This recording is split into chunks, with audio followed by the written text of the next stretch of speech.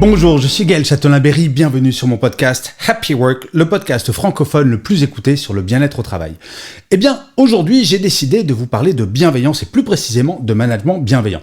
Je sais que j'en ai déjà parlé, mais là, c'est un petit peu particulier parce que je vous annonce l'arrivée de mon dernier bébé. Je vais vous le montrer si vous êtes sur YouTube. Il s'agit de mon dernier livre, Le Manager Bienveillant 2.0.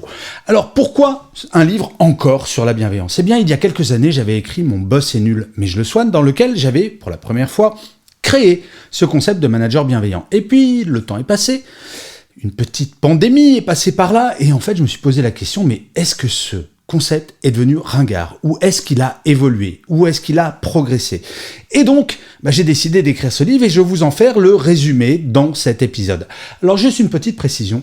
Je lance un petit concours si vous voulez gagner ce livre, Le Manager Bienveillant 2.0, qui vient de sortir en janvier 2022. Et pour ça, c'est tout simple. Il vous suffit de faire un commentaire sur YouTube ou sur Apple Podcast. Donc, je suis désolé pour les autres plateformes, mais il n'y a que Apple Podcast et YouTube sur lesquels je peux suivre qui a fait un commentaire. Vous faites un commentaire, vous dites juste « Ah, j'aime bien cet épisode et j'aimerais bien participer au concours » et vous participerez au tirage au sort.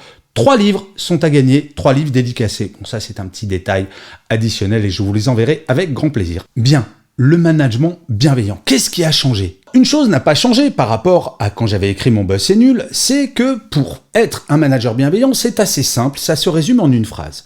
Ne faites jamais à un membre de votre équipe quelque chose que vous n'aimeriez pas que votre propre manager vous fasse. Oui, ça semble simple comme ça, mais ce sont souvent les choses les plus simples qui fonctionnent le mieux. Je vous donne un exemple. Vous n'aimez pas que votre patron vous hurle dessus quand vous faites quelque chose de mal ou une erreur ? Ne le faites pas avec votre équipe. Vous n'aimez pas quand votre manager arrive en retard à une réunion que vous avez organisée ?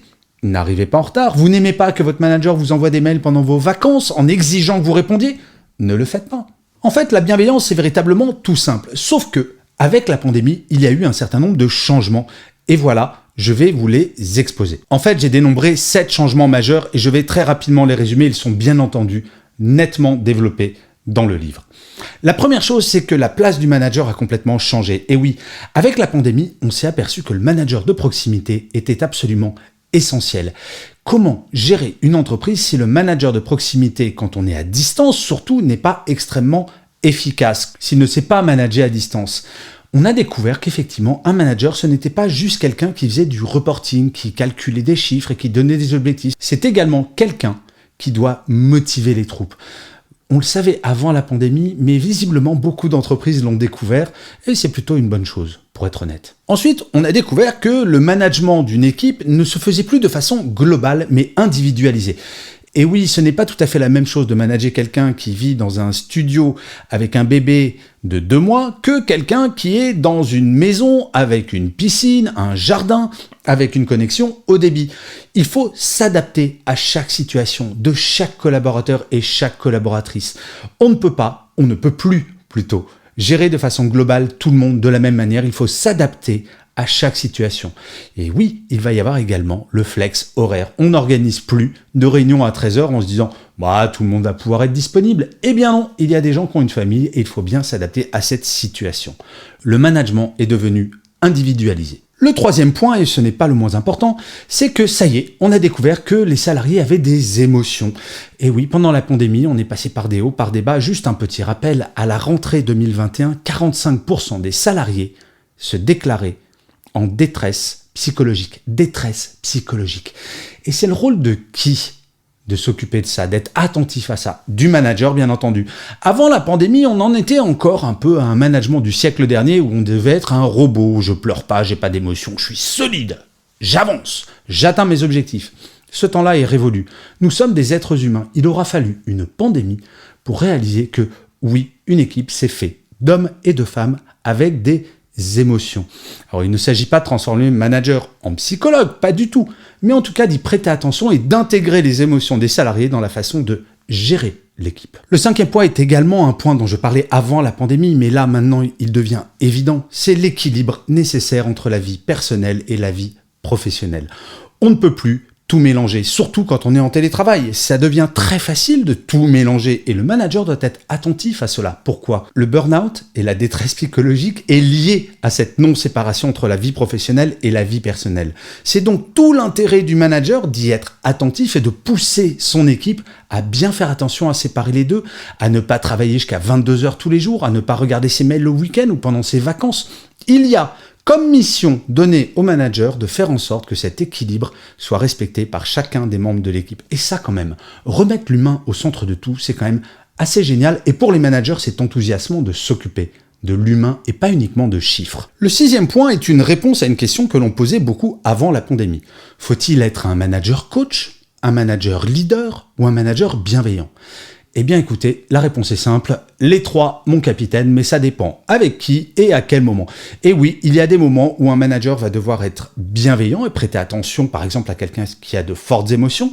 Parfois il devra être manager coach avec quelqu'un d'autre, peut-être la même journée, parce que la personne se sent un petit peu perdue, a fait une erreur, ne sait pas comment faire. Et parfois, peut-être même la même journée, il devrait être un manager leader pour guider son équipe et pour la faire avancer, pour la motiver. En fait, il n'y a plus une forme de management unique. Le manager 2.0, comme je l'ai appelé, c'est un manager qui est un peu couteau suisse, qui sait s'adapter non seulement aux personnes, mais aux situations rencontrées. Et plus ça va aller, plus ça va être le cas, puisque les jeunes générations souhaitent en plus du flex office, avoir du flex horaire, bref, du flex de partout. Le dernier point est probablement celui que l'on a plus vécu pendant cette pandémie et encore maintenant. C'est le manager qui sait libérer la parole. Oser demander aux équipes, mais qu'est-ce que vous en pensez ? Est-ce que vous trouvez que cette idée est bonne ? Comment vous feriez ? Et de libérer la parole, même de laisser les équipes dire « Bah ouais, ça, j'aime pas ça quand tu agis comme ça, quand tu manages comme ça. » Un très bon exercice que je recommande aux managers, c'est de demander aux équipes de faire un tableau sans la présence du manager, avec une colonne, tout ce que le manager fait de bien, et une autre colonne, tout ce qu'il pourrait faire de mieux. Sauf que chaque point doit être validé par tous les membres de l'équipe. Cet exercice de libération de la parole permet aux équipes de libérer, justement, de se libérer et de dire à son manager, tu pourrais être génialissime si tu fais ça. Et pour le manager, ça lui permet d'avoir des axes de progression parce que, très honnêtement, si vous êtes manager, est-ce que vous êtes certain que votre équipe trouve que vous êtes un bon manager ou une bonne manageuse ? C'est très compliqué de le savoir. Et pour le savoir, une seule solution, libérer la parole. En fait, vous l'aurez probablement compris, ce livre, c'est pas un livre de théorie, c'est un vrai livre pratico-pratique qui va vous donner des clés pour mieux manager. Et si vous êtes manager vous-même, ça peut vous donner des clés pour mieux comprendre votre manager et peut-être l'aider à devenir un bon manager.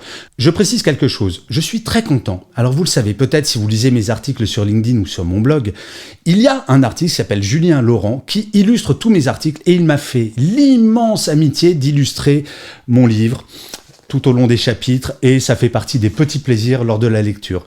J'espère que vous lirez ce livre parce que très honnêtement, j'en suis plutôt fier et je pense qu'il fait progresser la réflexion sur le management. Exceptionnellement, vous savez quoi ? Je n'ai pas choisi de citation pour cet épisode. Je sais, c'est pas bien, mais je me voyais pas m'auto-citer. Je trouve ça un peu particulier. Mais malgré tout, j'espère que vous avez apprécié cet épisode. Je vous remercie 1000 fois de l'avoir écouté ou de l'avoir regardé si vous êtes sur YouTube. Je vous rappelle que si vous voulez gagner un exemplaire dédicacé, vous laissez un commentaire sur YouTube ou sur Apple Podcast et vous serez peut-être, d'ici la fin de la semaine, tiré au sort et contacté pour que je vous le fasse gagner. Je vous dis rendez-vous au prochain épisode et d'ici là, plus que jamais, prenez soin de vous.